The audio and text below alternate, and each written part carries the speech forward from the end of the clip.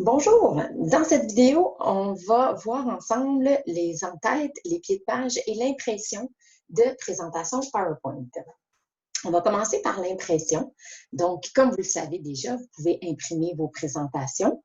Pour ce faire, vous allez dans le fichier, dans l'onglet Fichier, Imprimer ou raccourci clavier, CTRL.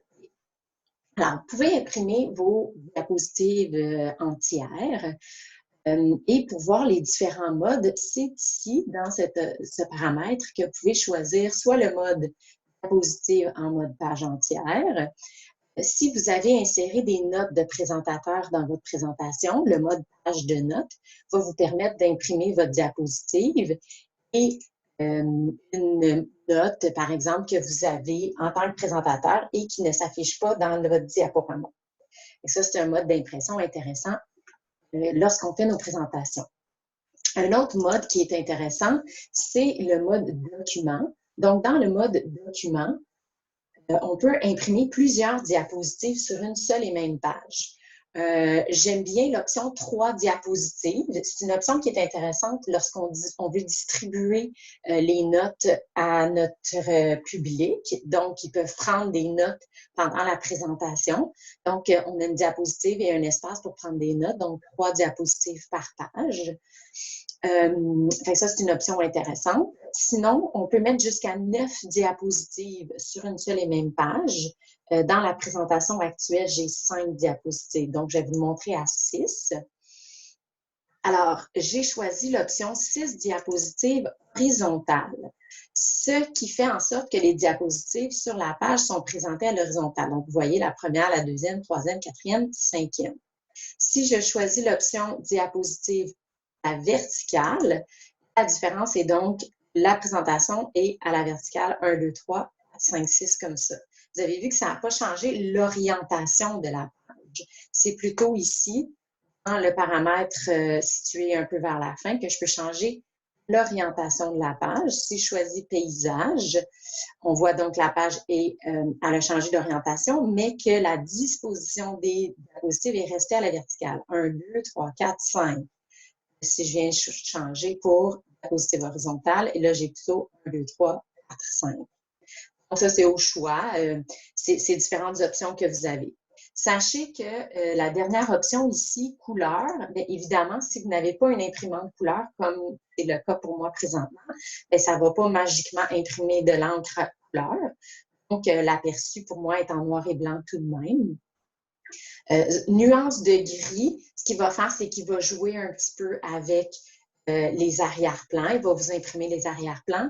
Tandis que si vous voulez économiser de l'encre lorsque vous imprimez, y aller pour le noir et blanc intégral. Et là, vous voyez qu'il n'y a plus de remplissage dans l'arrière-plan, simplement du noir et du blanc sans remplissage. Donc, on sauve un petit peu l'encre.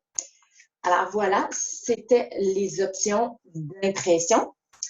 Je vais revenir à page de notes et en orientation portrait. Et on va y revenir tout à l'heure. Alors, je sors de l'aperçu avant impression, je reviens dans la présentation, puis maintenant, on va voir comment insérer des en-têtes et des pieds de page. Sachez qu'il y a 2 types d'en-têtes et pieds de page.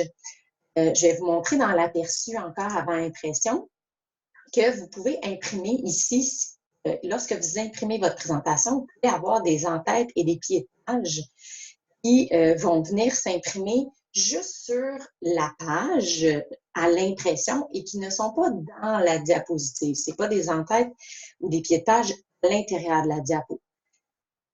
Donc ça, c'est une option qu'on appelle l'impression notes et documents, des pieds de page pour les notes et les documents. Puis, il y a aussi les en-têtes et pieds de page dans les diapositives. Dans les 2 cas, c'est dans la même boîte de dialogue que ça se passe. C'est dans l'onglet Insertion. Le groupe texte, vous allez trouver le bouton en-tête-pied. Alors, lorsque vous activez ce bouton, vous tombez sur une boîte de dialogue et celle-ci a 2 onglets. L'onglet pour insérer des en-têtes et des pieds de page à l'intérieur des diapositives. Vous voyez l'aperçu ici. J'ai l'aperçu de ma diapositive et ça montre dans le bas les sections du pied de page. On va commencer par notes et documents. Donc, vous voyez que l'aperçu ici, c'est l'impression en page de notes. ma diapositive en haut, les notes en bas. J'ai 4 endroits, 4 emplacements pour les en-têtes et pieds de page. Si j'active ça ici, donc d'abord, si je coche date et heure, vous avez vu que c'est l'option en haut à droite qui vient de s'afficher. J'ai 2 options. Soit je choisis une date fixe que je dois insérer moi-même, par exemple la date d'aujourd'hui. Ou si je veux plutôt une date qui se met à jour automatiquement, je vais plutôt choisir l'option mise à jour automatique. Je vais m'assurer que je suis bien en français pour que ça s'affiche bien jour, mois et année. Que si je choisis anglais, vous le savez, ils vont mettre le mois en premier, ça va venir brouiller les pistes. C'est sûr que là, dans notre cas, 0505, ça ne pose pas trop de problème. Ensuite, numéro de page, si j'active, ça va s'afficher en bas à droite. L'en-tête et le pied de page. Donc, l'en-tête, c'est une zone libre que je peux personnaliser. Par exemple, je pourrais mettre le nom de l'entreprise. Et dans le pied de page, en bas à gauche, je pourrais, par exemple, mettre mon prénom et mon nom de famille qui viendrait s'appliquer. Donc, vous voyez ici, l'option est d'appliquer partout. Donc, ça va s'appliquer sur toutes les pages que je vais imprimer. On va le faire et on va aller voir avec le raccourci clavier CTRL-P, l'aperçu avant impression.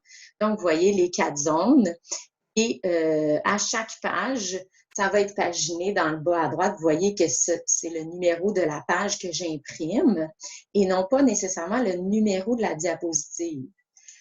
Là, ça correspond parce que j'ai une diapositive par page, mais si je viens choisir, par exemple, l'option tantôt de nos 3 diapositives, vous voyez que j'ai 3 diapos et c'est la page 1 et la page suivante a une diapositive ici, elle est paginée page 2.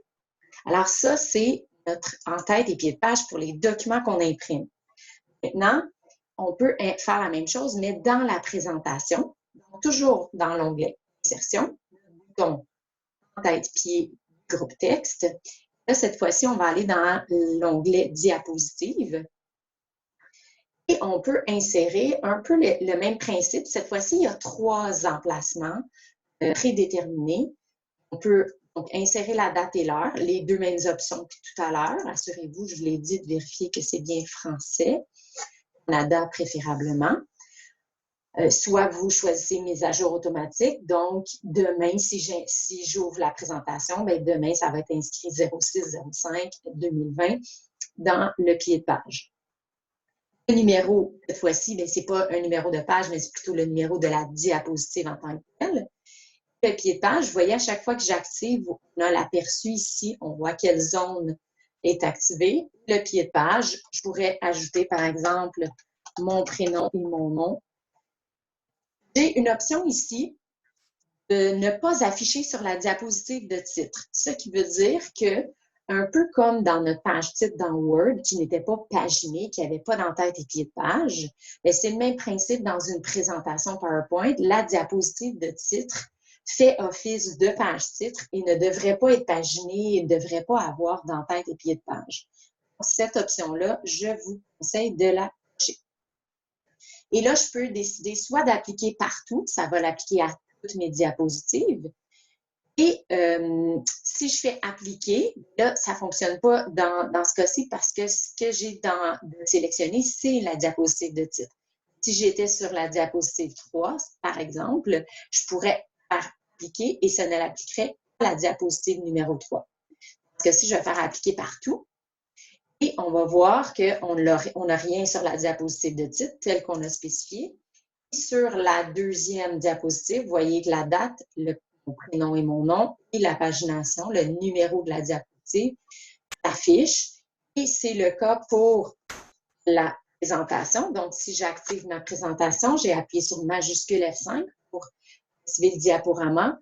Vous voyez que ça s'affiche dans la présentation, donc sur les diapositives en tant que telles. Je pourrais décider, par exemple, que je ne veux plus pied de page dans ma diapositive numéro 2. C'est comme un titre de la section.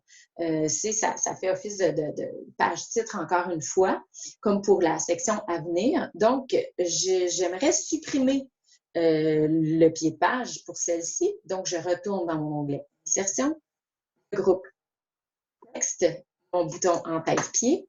Et là, ce que je vais faire dans ce cas-ci, comme je veux la supprimer pour une diapositive seulement, je dois m'assurer de bien la sélectionner.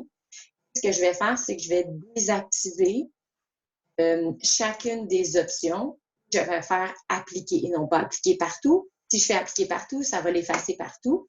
Si je fais appliquer, ça va l'effacer seulement à la diapositive actuelle. Vous voyez que ma diapositive numéro 2 n'a plus de pied de page. Et la 3, 4, 5, conservée en pied de page. Si je veux supprimer dans le document lors de l'impression, c'est le même principe. Je dois aller dans Notes et documents cette fois-ci. Et là, ce qu'il faut faire, c'est de venir vraiment supprimer le texte que vous avez personnalisé, décocher. Et ici aussi, supprimer votre texte et décocher. Et vous faites appliquer partout. Lorsque vous allez faire fichier imprimé, ça se peut que le numéro de page reste. Ouais, effectivement, ça se peut que ça reste le numéro de page. Mais sinon, la date va se supprimer ainsi que vos en-têtes et pieds de page personnalisés. Voilà, ça résume le module sur les en-têtes et les pieds de page.